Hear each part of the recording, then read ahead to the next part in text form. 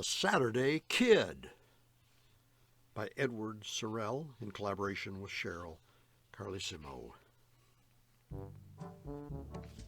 Saturday was the best day of the week for Leo. On Saturdays, he would spend all afternoon at the Luxor Theater right around the corner from his apartment. He would always go early to study the photographs on display outside. Once inside, he was impatient for the show to begin. When the comedians, Laurel and Hardy, played, he laughed so hard and so long that his sides began to hurt. He usually went to the movies with his friends Russ and Sam. But one Saturday he was alone. In the middle of G-Man, Leo felt someone plop down next to him. It was Morty the troublemaker. Before Leo could change his seat, there were loud bangs. Morty was firing a toy pistol at the screen. Leo asked him to stop. When he didn't, Leo grabbed the gun. The usher hurried down the aisle and spotted Leo holding it. Leo tried to explain, but the usher grabbed his collar and dragged him up the aisle. Out on the street, Leo could only think of getting even with Morty, who always spoiled things. Maybe when he was grown up, he would be a G-Man and Morty would be a criminal. Leo would round up Morty and his gang and... "Nice shot, Leo. I'll take care of these two. You put the cuffs on Morty." "That'll be a pleasure, Jimmy. Look out, boss, it's the feds." Arr. Just at that moment, Leo saw his mother on her way home from work. On Saturday, she came home early and cooked something special for dinner. Leo helped carry the groceries up the 4 flights of stairs to their apartment where his dog Pal was waiting. That evening after dinner, Leo took out his violin and began to practice Estrellita, or Little Star. Once he started to play, he forgot all about Morty. After school on Thursdays, he would hurry off to his violin lesson. Mrs. Kleinberg, his teacher, lived way down near Union Square. Leo would rush off to the wonderful 3rd Avenue elevated train that ran high above the street.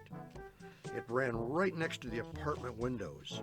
Looking into people's room was just like watching a movie, Leo thought. On Thursday, Leo met his teacher even further downtown than usual at City Hall. He had been chosen to represent his school at the mayor's Young Musicians Concert. It was an important event. Children there were from many different schools. Leo played Estrellita without a single mistake. Afterwards, the mayor shook hands with all the young performers. He told Leo he was a mighty fine fiddler. What's more, the mayor said it right in front of a newsreel camera. The next day, Leo waited till after school to tell his friends about the concert. When he got to the part about shaking hands with the mayor, Morty interrupted. You're full of baloney," he snarled. Leo knew Morty was just trying to pick a fight, so he turned his back and started home. What a bully, he thought. Morty was like the big show-off in the movie Captain Blood. Someday Leo would get his revenge like the daring buccaneer on the pirate ship. And, "Caramba! The fiddler, he is also a swordsman. It's time Signor Morty learned that the bow is mightier than the sword. Looks like the fiddler knows how to handle a bully. Aye, Captain Blood, he'll make a fine first mate." When Leo got home, Pal was waiting for him with a wagging tail and a happy bark. He took Pal for a walk, and afterwards they wrestled on the easy chair for a while. Leo told Pal about Morty, and Pal gave a sympathetic wag. Then Pal went to sleep, and Leo brought out his violin. On Monday night, Leo was practicing a new piece when Mr. Kleinberg telephoned to say he could not see Leo on Thursday that week, and could he come Saturday afternoon instead? Leo didn't want to miss Saturday at the movies. But he also didn't want to disappoint Mr. Kleinberg or his mother. He guessed his friends could tell him how Dick Tracy escaped this time. So he said, sure. On Saturday, Leo walked past the Luxor to the 3rd Avenue L. The main movie was about World War I pilots who wore exactly the same kind of helmet Leo was wearing. Morty and some other boys were waiting for the theater to open. Leo walked straight ahead, but Morty spotted him. Where you going, big shot? He shouted. Gonna play for the president? As Leo walked on towards the station, all he could think of was how much he didn't like Morty. Why did Morty always pick on him? He wondered. Then the train came and Leo hopped on the first car so he could look out the front window. The train traveled fast and high above the street. To Leo, it was just like an airplane. In his helmet and goggles, he felt like a World War I pilot, a flying ace in dawn patrol. Suddenly, out of the clouds came an enemy plane and... So long, Morty. Don't forget to pull the ripcord. Leo managed to get down to earth just as the train arrived at the station, and he barely managed to squeeze out the door before it closed. He hurried across Union Square Park, which was crowded with people making speeches. Leo would have liked to stop, but he couldn't be late for his lesson. Mrs. Der Kleinberg apartment was small and jammed full of books, magazines, phonograph records. Leo tried out some new music, but the best part of the lesson was when he and his teacher played a duet together.